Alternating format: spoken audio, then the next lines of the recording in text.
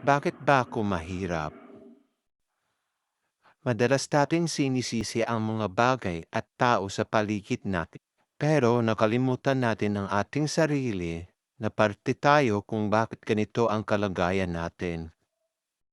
Ang problema lang kasi sa atin, gusto lagi instant agad. Makuha ang lahat, kuha ka agad ang gusto. Ayaw paghirapan ang gustong maasam, na gustong makuha. Ngunit kulang tayo sa gawa. Kung gusto mo maging matagumpay, paghirapan mo, pagpaguran mo, tumiskarte ka.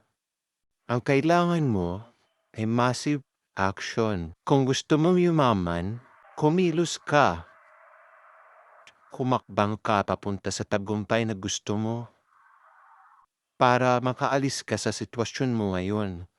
Sumugal ka, tumayak ka sa hamon ng buhay para makamit mo ang tagumpay.